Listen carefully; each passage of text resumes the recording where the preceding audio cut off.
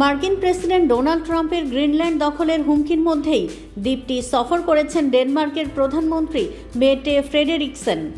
স্থানীয় সময় শুক্রবার 23 জানুয়ারি তিনি গ্রিনল্যান্ডের রাজধানী নুকে পৌঁছান। এ সময় ফ্রেডেরিকসেন বলেন, গ্রিনল্যান্ডবাসী একটি বিপজ্জনক পরিস্থিতির মধ্যে আছেন। তিনি জানান, বর্তমান সংকট মোকাবেলায় ডেনমার্ক ও গ্রিনল্যান্ড যৌথভাবে একটি কূটনৈতিক ও রাজনৈতিক পথ অনুসরণ করবে। এদিকে ডেনিশ পররাষ্ট্রমন্ত্রী লার্স লোককে রাসমুসেন বলেন, গ্রিনল্যান্ড ইস্যুতে যুক্তরাষ্ট্রের সঙ্গে শান্তিপূর্ণ আলোচনার প্রয়োজন। ভবিষ্যৎ কৌশল ঠিক করতে ইতোমধ্যে ওয়াশিংটনে ডেনিশ ও মার্কিন কূটনীতিকদের বৈঠক হয়েছে।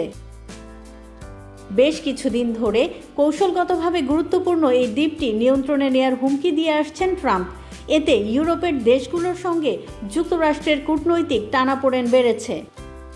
গ্রিনল্যান্ড ডেনমার্কের স্বায়ত্তশাসিত অঞ্চল।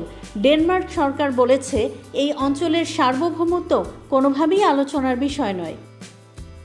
এদিকে ট্রাম্পের হুমকির প্রেক্ষাপটে আর্কটিকে নিরাপত্তা জোরদারে একাট্টা হয়েছে ন্যাটো ও ডেনমার্ক। ন্যাটো মহাসচিব মার্ক রুটের সঙ্গে বৈঠকের পর ফ্রেডরিকসেন আর্কটিক অঞ্চলে নিরাপত্তা বাড়ানোর ওপর গুরুত্ব দেন। বিশেষজ্ঞরা সতর্ক করেছেন, গ্রিনল্যান্ড নিয়ে যুক্তরাষ্ট্রের আগ্রাসী অবস্থান ইউরোপ যুক্তরাষ্ট্র সম্পর্ক এবং ন্যাটোর ঐক্যকে ঝুঁকিতে ফেলতে পারে।